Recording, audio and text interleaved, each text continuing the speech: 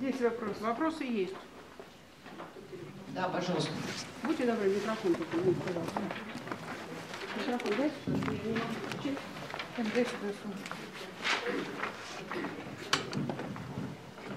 У меня вот какое сообщение по поводу нашей горящей точной застройки. Вот что я хочу сказать. Значит, разблокировать сквер и дорогу, межквартальный проезд, каковы для этого правовые основания. Мы обращались и в префектуру, и в управу, и в милицию, и сейчас же в прокуратуру обратились. Значит, этот проезд, то есть дорога между первым и вторым микрорайоном должна быть открыта, потому что дорога принадлежит городу, земельные участки, которые арендованы застройщиком, она не входит, она, скажем так, ничья. Вот правовые основания. Статья 85 Земельного кодекса Российской Федерации, часть 12. Земельные участки общего пользования, занятые площадями, улицами, проездами, автомобильными дорогами, набережными, скверами, бульварами, водными объектами, пляжами и другими объектами могут включаться в состав различных территориальных зон и не подлежат приватизации и, соответственно, не могут быть переведены в аренду частным лицам и коммерческим организациям. Это первое. Устав города Москвы, статья 21, часть 2. На территории города Москвы не подлежат отчуждению.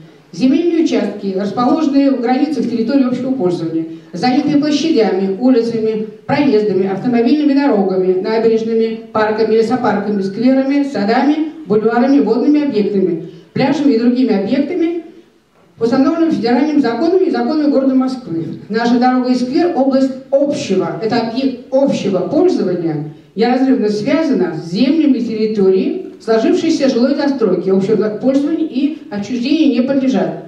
На это указал представитель ГИБДД, в частности, на последней рабочей встрече в префектуре, ее зала 13, по-моему. Он сказал, дословно цитирую, заблокирован проезд, это незаконно, его нужно освободить. Прошло уже больше полугода, проезд закрыт, ни МЧС, ни спецслужбы, ни люди проходить по проезду по этой дороге не могут. Значит, она должна быть освобождена немедленно, незамедлительно. Созданные нам в таких условиях для дальнейшего для дальнейших рецидивов на этих объектах общего пользования с целью препятствования использования их по назначению на неопределенный срок, нам необходимо, мы имеем право применить действия самозащиты прав в соответствии со статьей 12 Гражданского кодекса. То есть мы забор можем убрать сами и без масок, потому что 3 февраля бандиты в масках этот забор построили. Дорога ничья, застройщик на нее прав не имеет. Он вышел за рамки земельных участков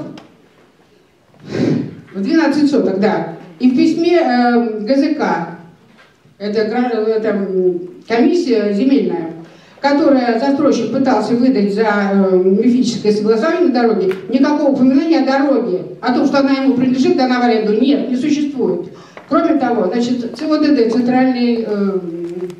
центральный орган, который занимается дорожным движением, согласование на эту дорогу не давал. Префектура на эту дорогу, там окружная комиссия, согласование не давал. То есть все это, господин Фатеев нам прислал письмо о том, что эта дорога должна согласовываться префектурой окружной комиссии. Так вот этого согласования не было. Документ у нас об этом есть.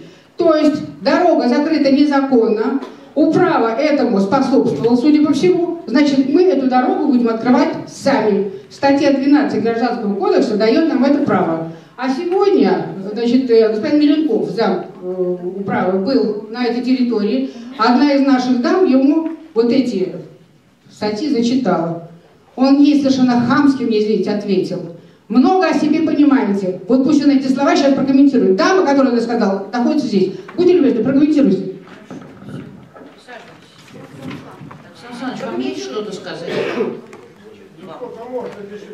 Можно ли самовольно убирать забор? Можно. Читайте закон. Можно.